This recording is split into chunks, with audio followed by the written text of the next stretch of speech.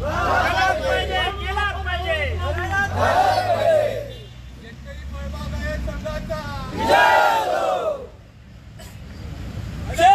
एकजुटीचा शेतकऱ्यांच्या एकजुटीचा शेतकऱ्यांच्या एकजुटीचा संधी आहे। 3 जिल्हे एकत्र होऊन हा जो संघर्ष करतायत त्यामुळे आणि राजकीय मंडळी जे आहेत आपली केंद्रात अनेक मंत्री आता आहेत, मग त्यांनी काम हे केलं पाहिजे। यामुळे हे जे आहे 3 जिल्हे एकत्र आले। आता तुम्ही बघितलं तर पश्चिम महाराष्ट्र जर बघितलं असेल तर ऊस असेल कापूस असेल त्यावेळी सगळे एकत्र येतात, रस्त्यावर उतरतात आणि जे आंदोलनं करतात अतिशय तीव्र आंदोलनं करतात आणि त्याची दखल घेतली जाते। मात्र आम्ही लोकशाही मार्गाने जर ते धरणे आंदोलन करून जर त्याची अजिबात दखल घेतली जात नसेल तर पुढच्या वेळी ही तीव्र करावी लागतील ही बाब। दुसरी गोष्ट म्हणजे अनेक मुद्दे आहेत ज्यामध्ये काजू जे दर मिळत नाही त्याला अनेक मुद्दे आम्ही अभ्यास केला, त्यामध्ये दिसले की काजू जो आहे हा काजू आपल्याकडचा उत्पादित होतो, हा पिकला जाणारा काजू 3 ते 4 महिन्या प्रोसेसिंग पुरता पुरतोय। बाकी जो काजू आहे हा परदेशातून आयात केला जातो। मग हा जो आयात केलेला काजू कोकणच्या नावावर खपवला जातो, त्यामुळे अनेक दर पडायला कारण एक म्हणता येईल। कारण काय तर कोकणचा काजू हा विद्यापीठाच्या निकषानुसार त्यामध्ये असणारे प्रथिने आणि मिनरल्स जर बघितले तर सगळ्यात जगात चांगल्या दर्जाचा आहे। मग चांगल्या दर्जाचा आहे, मग त्याला कमी दर्जाच्या काजूमध्ये मिक्स करून जर विकलं असेल तर त्याचा भाव निश्चितच कमी होईल। म्हणून म्हणतोय की हा जो काजू आहे हा चांगल्या दर्जाचा जगासमोर गेला पाहिजे आणि तो जगासमोर केव्हा जाऊ शकेल तर त्यासाठी आपल्या राजकीय मंडळींची इच्छाशक्ती पाहिजे। अधिक जे कारखानदार आहेत त्यांनी पण स्वतंत्र ब्रँड करून जर हा काजू तयार केला असेल आणि त्याला ब्रँडिंग झालं असेल की सिंधूर काजू ही आहे आणि इतर बाकीची काजू बेनिन असेल, इतर आफ्रिकन काजू असेल ही वेगळी असेल तर त्याला वेगळा भाव मिळू शकेल। आता अनेक कारखानदारांना भेटलो, त्यामुळे कारखानदारांनी सांगितले की आम्ही ज्या ठिकाणी विकतो काजू, बऱ्याच ठिकाणी आपल्या विमानतळावर काजू विकला जातो, परदेशात काजू विकला जातो, तिथे काय विकलं जातोय तर सिंधूरचा काजू म्हणून विकला जातो, त्याला 2000-2500 दराने किलो दराने जातो आणि तोच काजू इथला 800 रुपये आम्ही दराने विकतो असे कारखानदार आम्हाला फसवतो। म्हणजेच इथे मोठ्या प्रमाणात फसवणूक होते। या फसवणुकीला जर आळा बसला पाहिजे तर कुठेतरी एक बंधनं, सरकारची बंधनं आली पाहिजेत प्रत्येक विक्रीवर आणि ती बंधनं जर असतील तरच शेतकऱ्याला जो आहे तो दर मिळू शकेल। दुसरी गोष्ट शेतकऱ्याला असणारा खर्च, शेतकऱ्याचा आता जर विचार केला, खर्चाचा विचार केला असेल तर विद्यापीठ सांगतं 129 रुपये खर्च येतो, पण आमचा अनुभव असा आहे की 145 रुपयेपर्यंत साधारण खर्च जातो। 1 किलो काजू पिकवायला 145 रुपये खर्च जातो। मग 145 दराने जर काजू पिकत असेल तर 120 दराने विकून कसा परवडेल त्याला?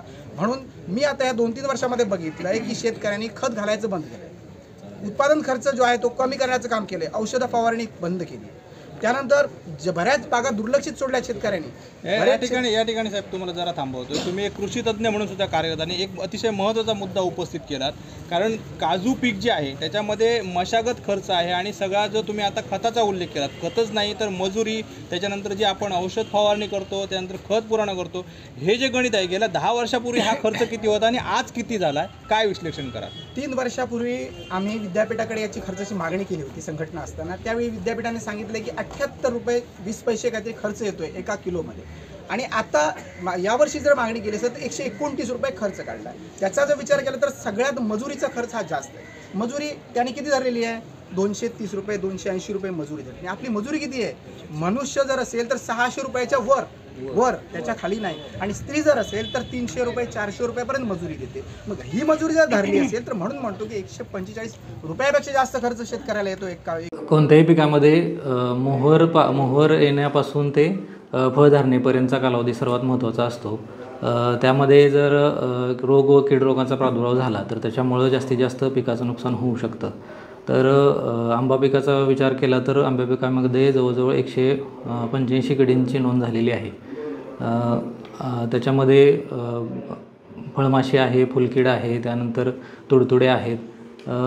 यामध्ये 2008-09 पासून जर आपण विचार केला तर फुलकीड ही मायनर पेस्ट समजली जात होती, परंतु आता ह्या किडीचा प्रादुर्भाव वाढलेला आहे।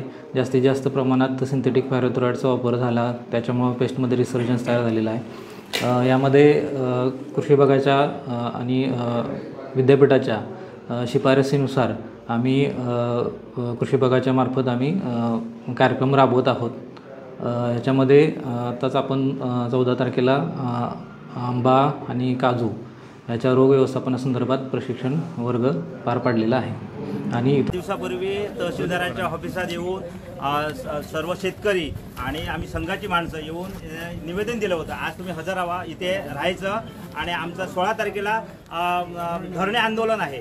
पण आज आम्हाला इथे वाईट परिस्थिती वाटली की आज तिथे तहसीलदारही नाही आणि कोणच अधिकारी नाही. तेव्हा आम्हाला इथेच आता पहिला एक धक्का असा बसलेला आहे का शेतकऱ्याच्या पाठीमागे प्रशासन नाही. ते पूर्ण शेतकऱ्याचे तिथे थट्टा झाल्यासारखे आम्हाला आता तिथे वाटते. त्याचबरोबर मला पुन्हा एक दुःखाची गोष्ट वाटते की राजकीय पक्ष जे सगळे मतदानासाठी शेतकऱ्यांच्या आमच्या सगळ्यांच्या घरी जातात, एकही पक्षाने आम्हाला सपोर्ट दिला नाही.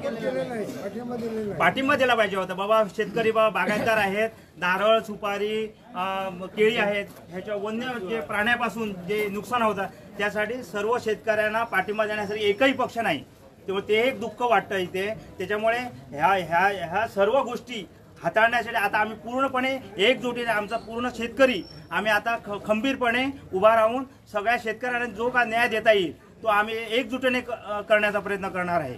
आपण निवेदन दिलं आहे तहसीलदारांना, काय म्हटलंय निवेदनमध्ये? आम्ही निवेदनात एकच विषय बोललेलो आहोत की जो हमीभाव आहे 130 रुपये किंवा 110 रुपयांची काजू जी बी आमची खरेदी केली जाते व्यापारी वर्गाकडून आणि आपला जो खर्च आहे काजू गोळा करण्यापासून साफसफाईपर्यंत तो 150च्या वर जातो, 170-175 रुपयापर्यंत जातो. तो आम्हाला कमीत कमी 200 रुपयापर्यंत हमीभाव मिळावा यासाठी आम्ही त्या पद्धतीचं आम्ही निवेदन दिलेलं आहे आणि त्या पद्धतीचं निवेदन देऊन तशा पद्धतीची आम्ही मागणी सरकार दरबारी करत आहे. यापुढे तुमच्या आंदोलनाची दिशा कशी राहणार आहे? आता यापुढे आम्ही सर्व गावागावात आता कसं कोल्हापूर जिल्हा आहे, रत्नागिरी जिल्हा आहे आणि सिंधुदुर्ग जिल्हा पूर्ण आज 16 तारीख हा दिवस सगळं संपूर्ण जिल्ह्यातील तहसीलदार कार्यालयात असे धरणे आंदोलन चालू केलं आहे आणि ह्याला जर दाद नाही दिली शासनाने तर पुढच्या वेळी पुन्हा आम्ही एक तारीख फिक्स तयार करणार आणि त्या तारखेनुसार आम्ही पूर्ण जिल्हाभर धरणे आंदोलन करणार आहे. आणि सगळ्यात वाईट म्हणजे राजकीय लोकांनी जरा सुद्धा मला धुंगून असं बघितलं नाही आमच्याकडे, ते आम्हाला दुःख वाटतंय. आज जो मार्केटमध्ये 120 रुपये ह्या नवीन काजूचा दर जो फुटलेला आहे तो जास्त काळ टिकणारा नाही आहे. तो साधारणपणे आंगणेवारीची जत्रा होईपर्यंत टिकणारा आहे. काजूला इथला शेतकरी जर सुस्थितीत राहिला पाहिजे, त्याला काहीतरी मिळालं पाहिजे तर कमीत कमी 160 रुपये त्याचा हमीभाव राहिला पाहिजे.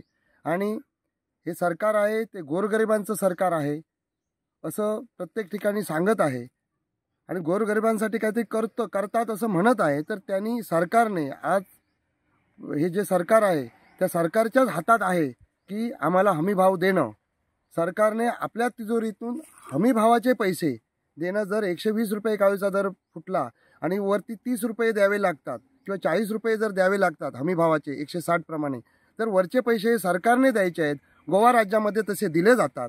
तर तसं आमच्या ह्या सरकारने विचार केला पाहिजे आणि आम्हाला हमीभाव देण्यासाठी प्रयत्न केला पाहिजे.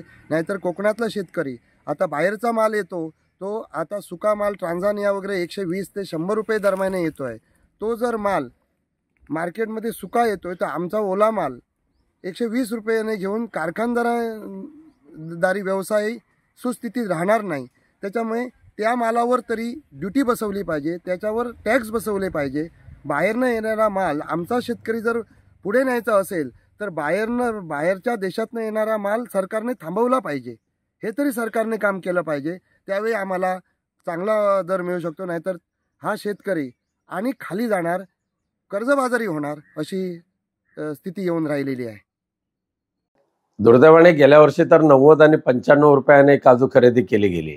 गोव्यामध्ये काजूला हमीभाव मिळतो, मग महाराष्ट्राला का मिळत नाही? आंबा काजू बोर्ड महाराष्ट्रामध्ये स्थापन झालेलं आहे. मी विधान परिषदेमध्ये असताना सुद्धा याच्यावर मी माझे विचार व्यक्त केलेले आहेत. परंतु दुर्दैवाने आंबा काजू बोर्डाला आर्थिक निधी प्राप्त करून नाही दिल्यामुळे त्याला स्थिरता जी पाहिजे ती मिळू शकली नाही. त्याचा दुर्दैवाने फटका सिंधुदुर्ग आणि रत्नागिरीतल्या काजू बागायतदारांना भोगावा लागतोय. आणि म्हणून अवघ्या 120, 110 ते अगदी 90 पर्यंत भाव येण्याची शक्यता आहे. आणि म्हणून राज्य शासनाला पुन्हा एकदा आम्ही विनंती करतोय की गोव्याच्या धर्तीवर काजूला पुन्हा एकदा हमीभाव द्या आणि काजू उत्पादकांना न्याय द्या.